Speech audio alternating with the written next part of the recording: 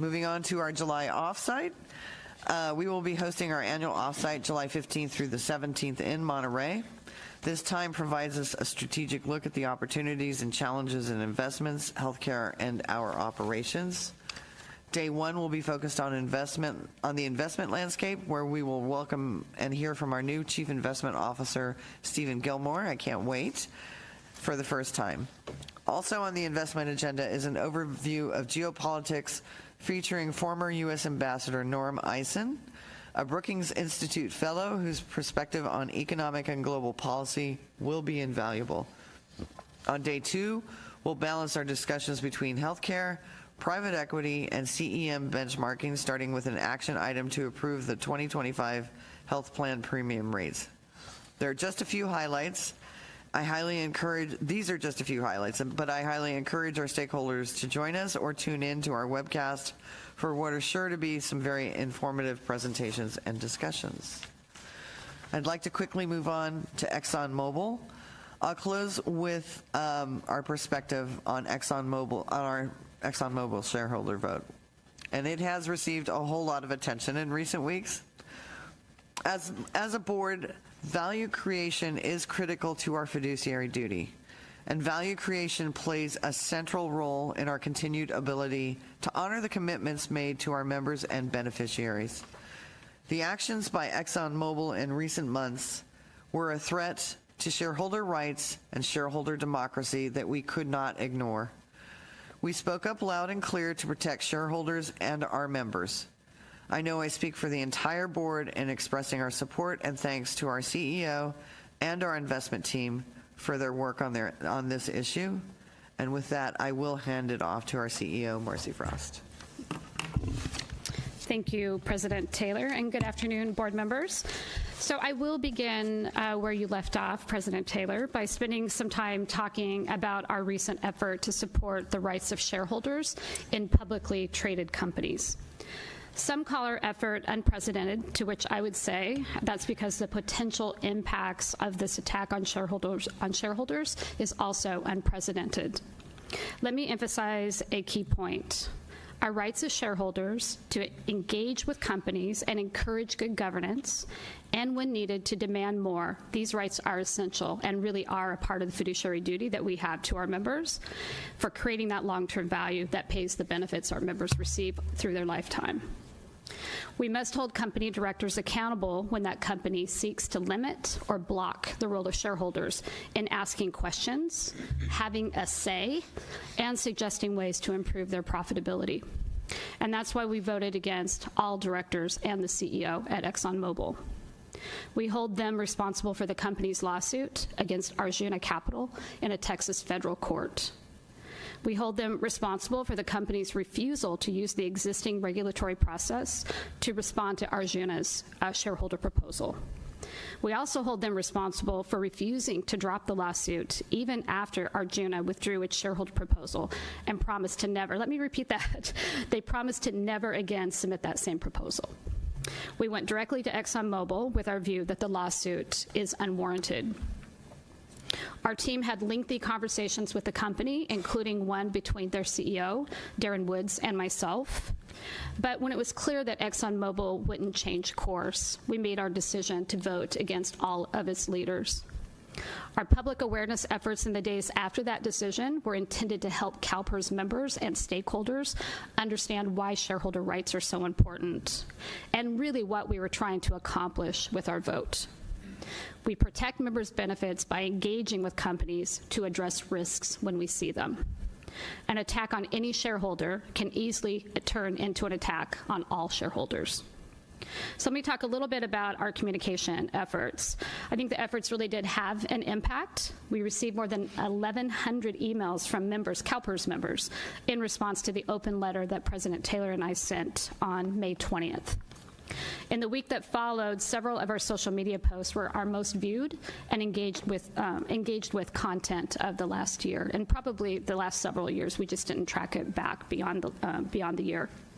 While not all members shared our concerns, many expressed support and urged us to keep at it. Others thought this might be about climate change and ExxonMobil's operations. And that's why we have said many, many times this could have been any company and any issue. The fundamental rules of what's known as shareholder democracy were why we got involved. We shared information on a variety of communication platforms, and our effort generated significant national attention, which gave us the opportunity to share our concerns with audiences far and wide, leading up to Exxon's general meeting on May 29th. So ExxonMobil, not surprisingly, did declare victory when its directors won re-election. But recall, there wasn't an alternate slate of directors candidates, and we knew this was not going to result in cleaning house, but that wasn't the intent. We wanted to send a clear message that the lawsuit against shareholders is a failure of governance, and governance is a responsibility of the entire board. And so our effort successfully shared our concerns. It's not right to use the courts to address a shareholder issue when there's an existing SEC process that works well. And with the lawsuit still active, the threat to shareholder rights remains in play. Let's also not forget that shareholder proposals are almost always non-binding, and I think that is really lost in a lot of the communication on this topic. Corporations are not forced to take action just because a shareholder has a say on an issue such as say on pay. And while ExxonMobil insists the lawsuit was prompted by shareholders who kept filing the same proposal year after year, the fine print does suggest otherwise. The lawsuit seeks changes in the rules surrounding when a shareholder can question business operations, what's known as ordinary business. That would devalue the role of the investors who actually own that company. We did the right thing by raising this issue and pointing out that this is not an isolated fight. As a large investor, we have an obligation to address risks to our capital, and we need to do that head on. We'll continue to monitor this lawsuit and determine whether we believe there are necessary actions ahead of us. Another proxy case in the news is how we plan to vote at the Tesla general meeting tomorrow. At issue is a critical aspect of corporate governance, executive compensation, and whether Elon Musk, the CEO of Tesla, should receive a large compensation package that was blocked by a judge earlier this year.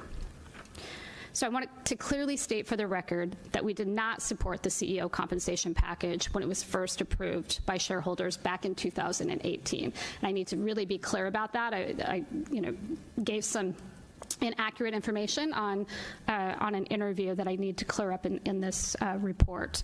I had believed that we had voted in favor of it. In fact, we did not. I came back and checked with the team. So we did not vote for that package in 2018, and we will not support it this year. Our team raised a number of concerns during a qualitative analysis back in 2018. Those included the fact that the award was more closely tied to the company growth than it was to company profitability. We also raised questions about concentrating a large award on a single individual and the way it would strengthen the shares of Mr. Musk at the expense of diluting the value of those belonging to other shareholders. Executive pay should be properly aligned with the performance of the company and should be in line with industry peers. 6 years later, we see many of the same problems, even as the value of the original agreement is now 18 times larger than it was back then.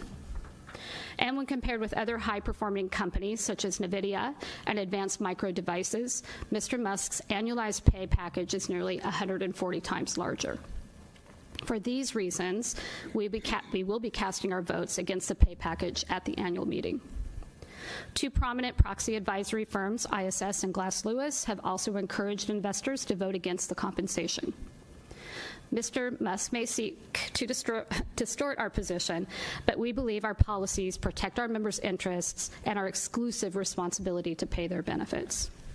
In addition, earlier this year, a judge in Delaware invalidated Mr. Musk's pay package, calling it an unfathomable sum. The plaintiff's lawyers who won that lawsuit have now asked the court to award the firm over $5 billion in attorney's fees, taken in the form of Tesla stock. This, too, is outrageous, and like Mr. Musk's pay package, will dilute shareholders' interest in Tesla. Last night, we filed an objection to this request, joining other Tesla shareholders in protesting this would-be windfall, and we will announce our objection later this afternoon. So now on to